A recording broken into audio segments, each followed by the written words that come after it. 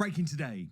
This is now so serious that Prince William thinks Harry's security win, the fact that British taxpayers are going to be able to pay for this duplicitous traitor to set up a rival royal court in the United Kingdom, could put the British monarchy at threat. That's how serious this is. Oh my God, can you believe this nonsense? I am absolutely fuming right now, shaking with rage, because just when you think the royal drama couldn't get any more ridiculous, Harry and Meghan pull off this massive win on UK security. It's like they've just handed themselves the keys to the kingdom on a silver platter, and poor William and Kate are left scrambling with new fears about their own safety. Livid doesn't even cover it. This is a betrayal of epic proportions, and it's got me seeing red. Let me break this down for you, because this just dropped like a bombshell.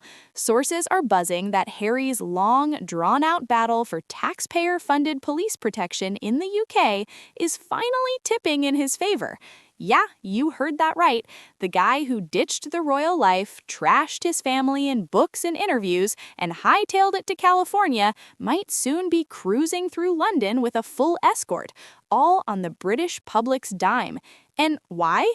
Because apparently his safety trumps everything else, even after he spent years painting the UK as some kind of danger zone while living it up in the States. It's outrageous. This isn't just about bodyguards, it's about legitimacy, power, and sticking it to the establishment that he claims wronged him. Now, let's ramp this up, because the hypocrisy here is off the charts. Harry fought tooth and nail for this, pouring who knows how much money into lawyers, all while preaching about privacy and independence. But hang on a second, wasn't he the one who voluntarily stepped back from royal duties? The one who said he wanted freedom from the institution? And now he's begging for its perks? It's like quitting your job in a huff, bad-mouthing your boss to everyone who'll listen, and then demanding they still pay for your company car? Who does that? Rhetorically speaking, of course, because we all know who. The entitled prince who can't decide if he wants to be a rebel or a royal. And don't get me started on Meghan, she's right there, probably cheering this on as her ticket back to relevance. They've built this narrative of being victims, hounded by the media and the monarchy, but suddenly UK protection is the holy grail? Give me a break.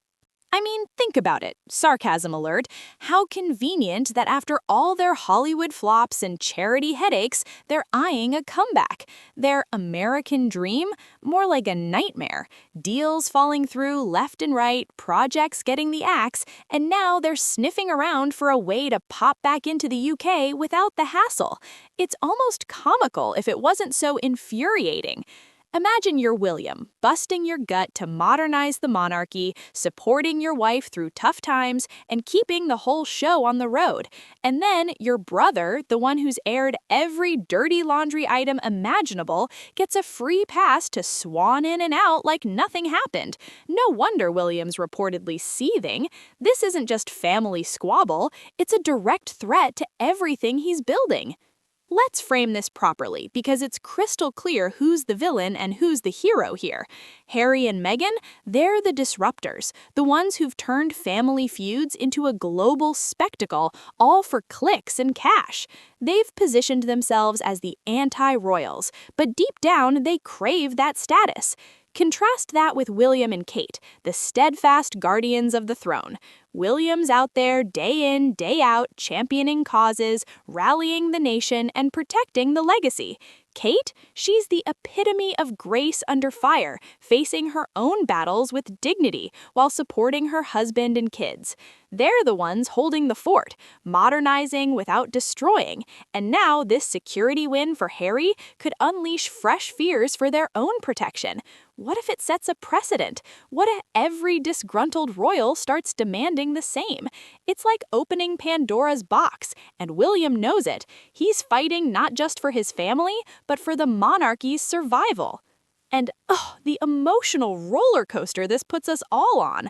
I get worked up just thinking about it, because I adore the royal family, the tradition, the stability it brings to the UK and beyond. Harry, he's like that cousin who shows up at family gatherings uninvited, stirs up trouble, and leaves everyone else to clean up the mess.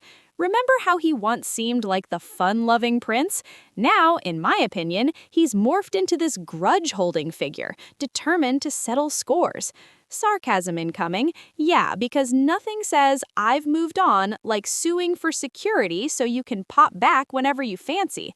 And Meghan, she's the architect of this parallel empire dream, isn't she? All those glossy photos and vague empowerment speeches, but when push comes to shove, they're clinging to royal ties like a life raft. Rhetorical question: if America's so great, why the desperation to secure UK perks? It's because deep down they know their star is fading over there. Now, let's talk public reaction, because you, my viewers in the USA, UK, and Australia, you're not fools. You're seeing right through this. I've been scrolling through comments, forums, and social media, and the outrage is palpable. People are saying things like, "Why should my taxes fund his ego trip?" Or, "William's the real deal. Harry's just bitter." It's validating, isn't it? We're all in this together, shaking our heads at the audacity. In the UK, folks are worried about the cost. Heaven knows the economy's tough enough without bankrolling a part-time royal. Aussies, you're pragmatic. You see this as another layer of entitlement from across the pond. And Americans, you love a good underdog story, but this ain't it. It's more like the prodigal son demanding the fatted calf without the apology. The consensus: this win for Harry feels like a slap in the face to loyal royals like William and Kate, who actually show up and do the work. But zoom out and the broader implications are chilling. If Harry gets this security, it's not just about safe trips to see Dad, it's about rebuilding influence. He could set up shop in the UK, hosting events, rubbing shoulders with VIPs, all under the guise of family visits. Picture it: a rival court, free from palace rules, trading on that royal brand while sniping from the sidelines. Power? He'd have it in spades, whisked around with sirens blaring, looking every bit the important figure. Relevance? Boom, restored overnight. Influence? He'd be back in the game, potentially undermining William's efforts to streamline and modernize. And for what? So he can educate his kids in England away from US worries? Irony alert, the guy who fled the UK for safety now wants back in because America's too risky. It's like complaining your new house is haunted after burning down the old one. This could shift the balance, making the monarchy look weak, divided, and ripe for more drama. Escalating, let's not ignore the hypocrisy in their US ventures. Their big plans, podcasts, books, foundations, have hit snag after snag. Public perception? It's tanking. Deals falling through left and right, staff jumping ship like rats from a sinking yacht. Analogy time: it's like starting a band, hyping it as the next big thing, then realizing no one's buying tickets because the music's off key. And now, with this security lifeline, they could pivot back to the UK without admitting defeat. But William sees the threat: fresh security fears for him and Kate, because if Harry's protected like a full royal, what does that say about boundaries?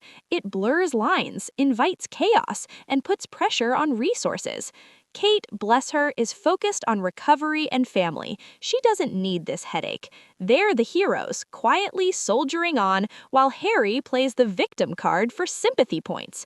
Emotionally, this guts me, because the monarchy's more than pomp and circumstance. It's a symbol of unity, history, and resilience. Harry risks tearing that apart for personal gain. Sarcasm: brilliant strategy made. Alienate your family, then demand they protect you. Rhetorical: how does that even make sense? Public validation's key here. You're telling me in comments that you're fed up with the entitlement. In Australia, you're debating if this affects the Commonwealth.